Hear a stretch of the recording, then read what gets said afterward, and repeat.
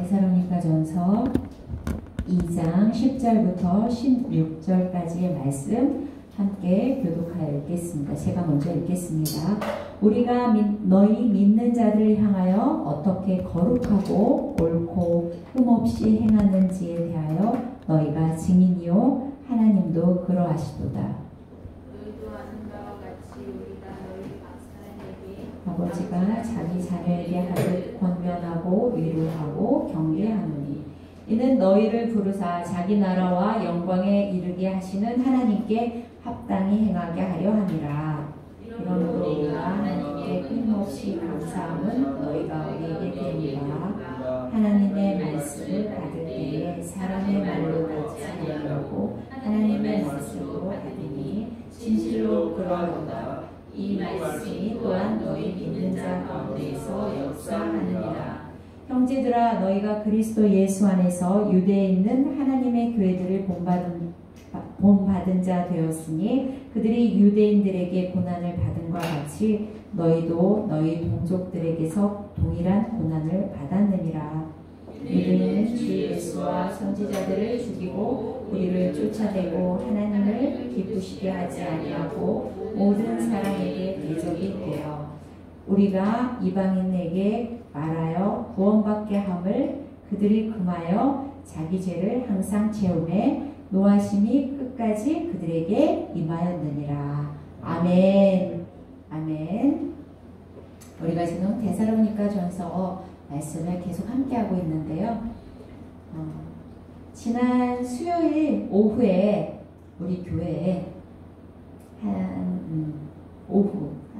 제가 퇴근하고 왔으니까요. 오후에 남자 중학생 4명이 교회를 찾아왔습니다. 그래서 어떤 친구들인가 하고 이야기를 좀 나눠봤어요. 그런데 그 친구들이 오자마자 하는 이야기가 우리가 길에서 소식을 들었는데 여기 교회에 가면 맛있는 밥을 준다고 해서 왔어요 라고 이야기를 하더라고요. 그래서 생각해보니까 우리가 전도할 때 거리 전도할 때 얘들아 우리 주일에 오면 맛있는 밥을 줄 수 있어 라고 이야기했는데 그 말을 기억했나봐요. 그래서 오늘은 수요일이라서 밥을 먹지 않아. 밥을 먹고 싶다면 일요일에 주일에 교회를 오면 밥을 먹을 수 있어 라는 이야기를 전해주면서 제가 그럼 잠깐 들어와서 이야기 좀 해볼까 하고 그 친구들과 이야기를 나누었어요. 그런데 그 친구들은 단 한 번도 교회 가본 적이 없는 친구들이었어요. 그런데 교회에 가본 적이 없는 친구들이 그저 지나가는 그 말에 반응하여 교회에 오게 된 거예요. 그러면서 내가 그럼 너희들 여기까지 왔으니까 내가 알고 있는 하나님에 대해서 알려줄게. 너희들이 뭐 지금 하나님을 믿지 않는다 하더라도 언젠가 그 하나님이 궁금해질 수 있고 예수님을 믿고 싶다면 교회 갈 수 있겠지. 그때 교회에 다녀도 괜찮으니까 내가 알고 있는 걸 알려줄게 하면서 이제 이야기를 복음을 전해줬어요. 그랬더니 그 친구들이 하는 질문이 뭐였냐면 이거였어요. 그걸 어떻게 알아요? 라는 질문이었어요. 하나님이 이 세상을 만드셨고 예수님이 우리를 구원해 주셨다는 거를 어떻게 알아요?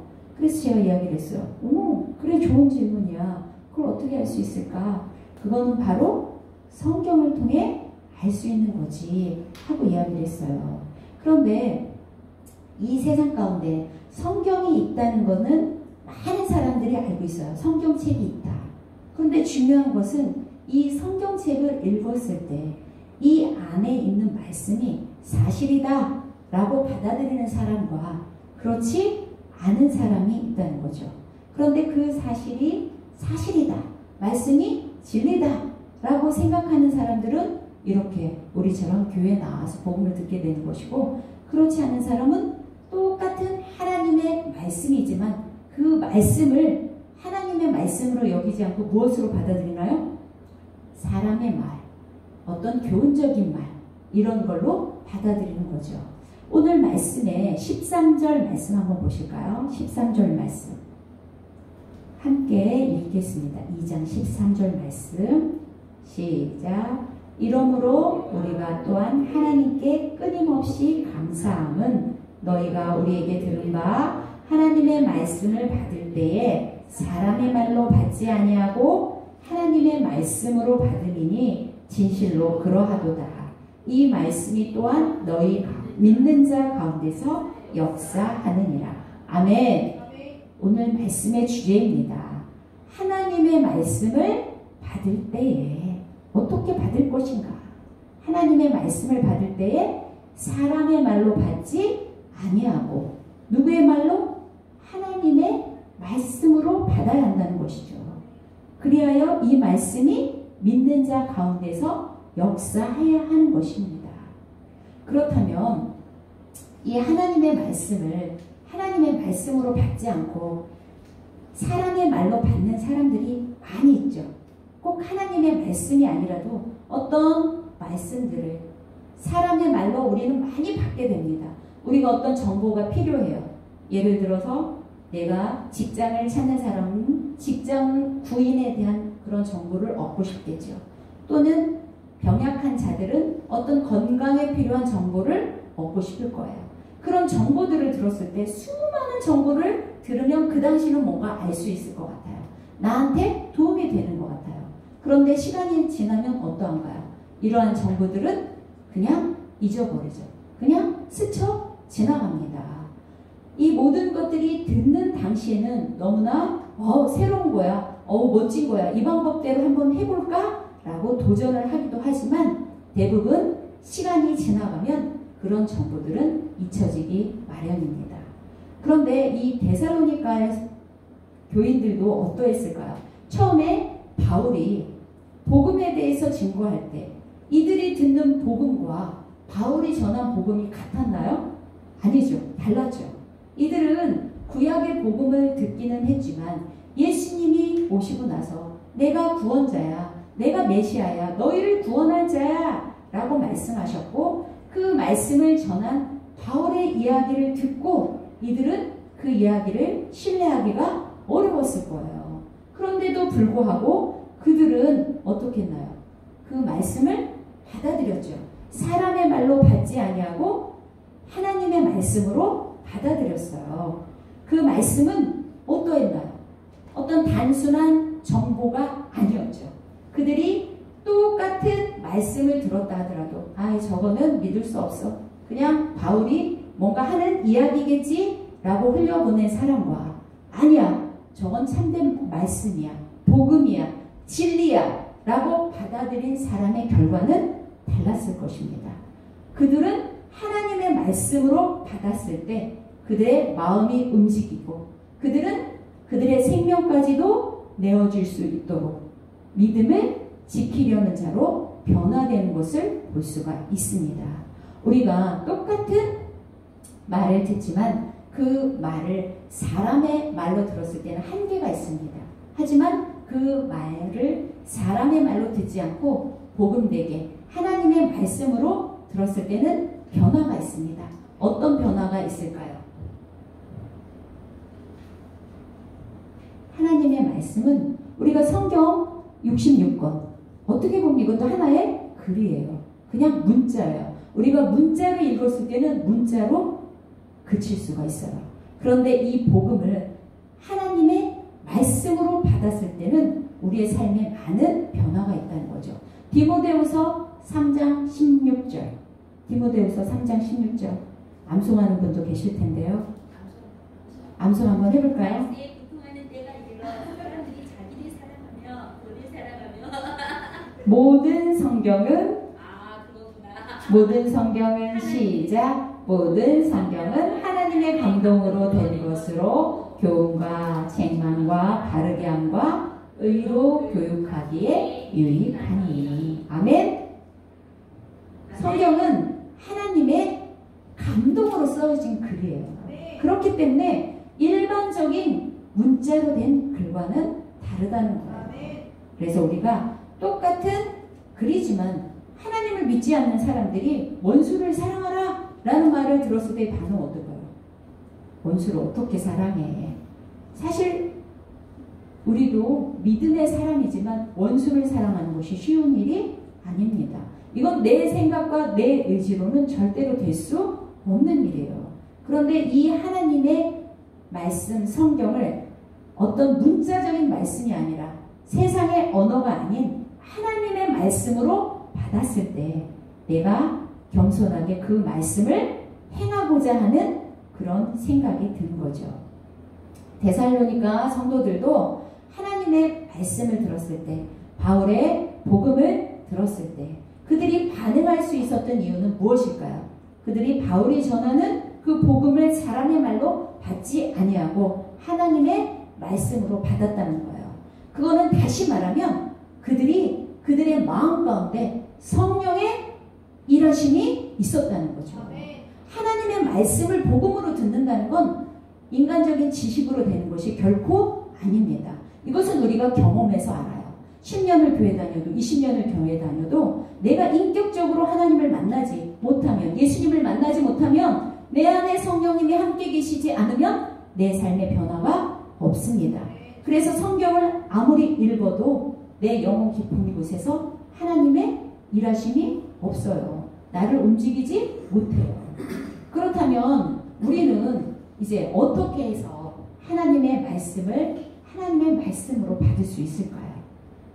자, 먼저 우리의 마음이 겸손한 자세로 갖춰져야 되겠죠. 우리 지금의 사람들은 지식이 너무 많아요. 좋은 말씀도 너무 많고요. 그래서 어떤 말씀을 들을 때에 나 저 말씀 이미 다 알고 있어. 나 다 알아. 이렇게 미리 판단해 버리는 경우가 많습니다. 그런데 모든 말씀은 나의 기준이 아닌 하나님의 기준에서 하나님은 어떻게 생각하실까? 이렇게 하나님의 마음으로 우리가 그 말씀을 받아들여야 한다는 거죠.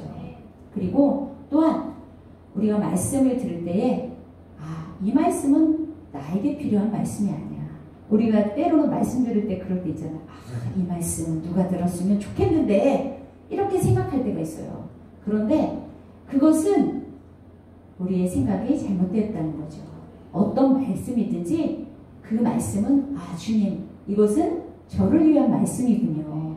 제가 이 말씀을 붙잡고 열심히 살아보겠습니다.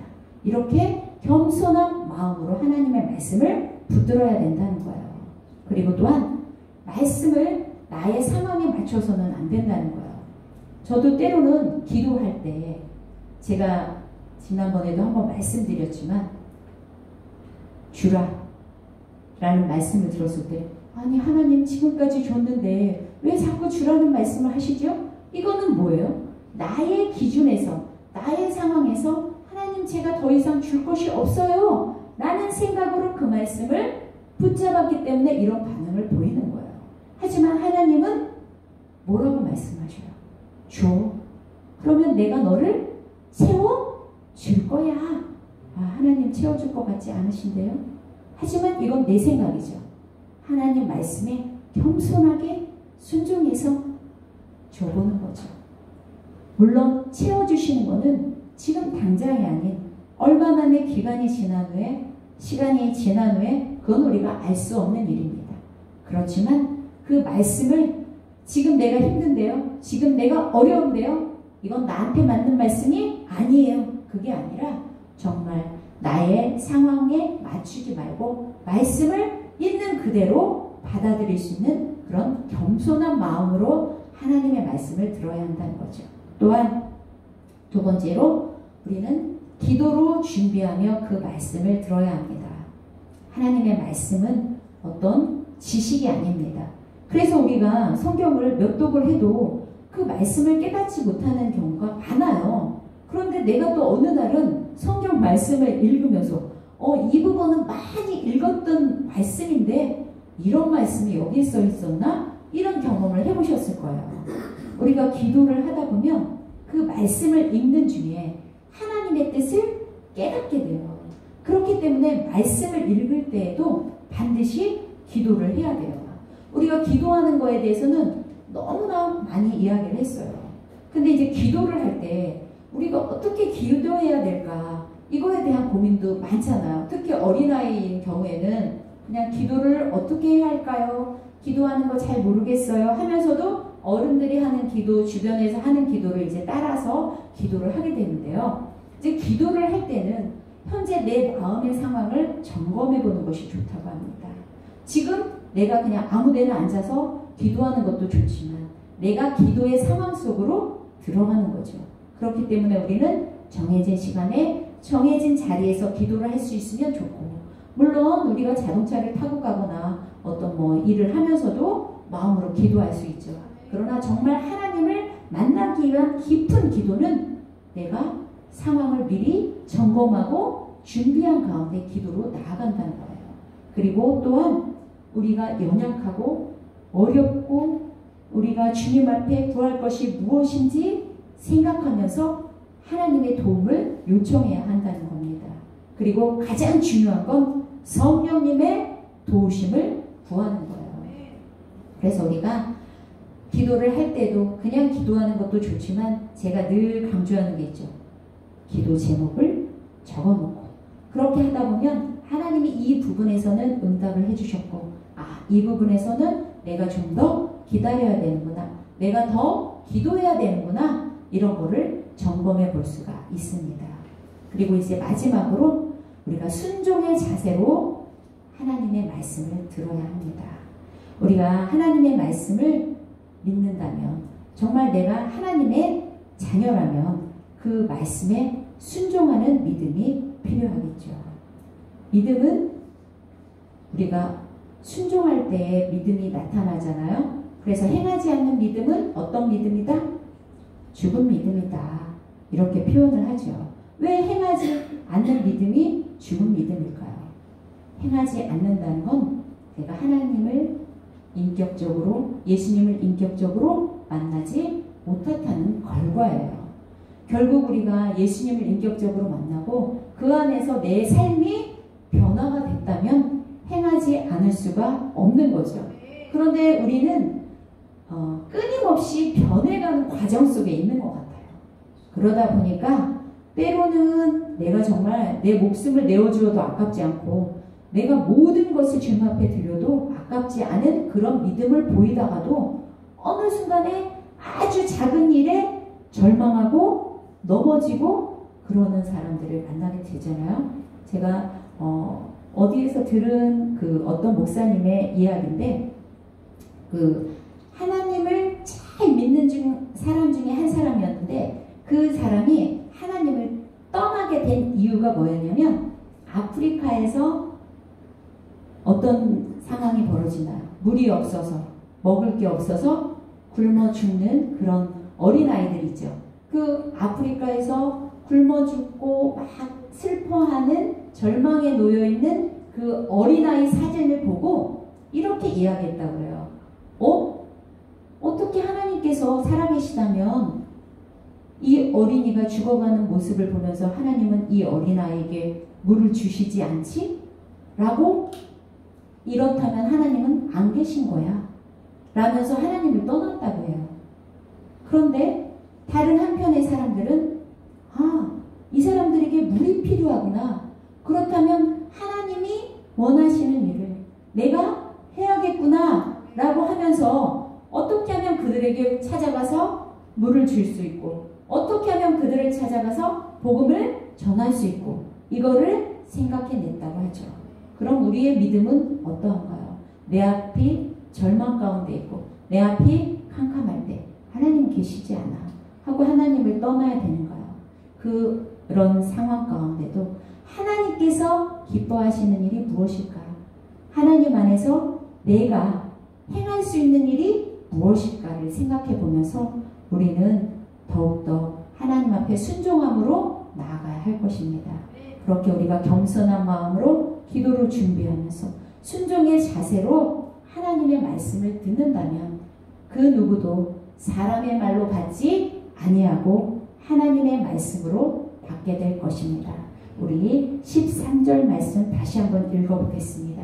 시작. 이러므로 우리가 하나님께 끊임없이 감사하고 너희가 우리에게 들은 바 하나님의 말씀을 받을 때에 사람의 말로 받지 아니하고 하나님의 말씀으로 받으니 진실로 그러하도다.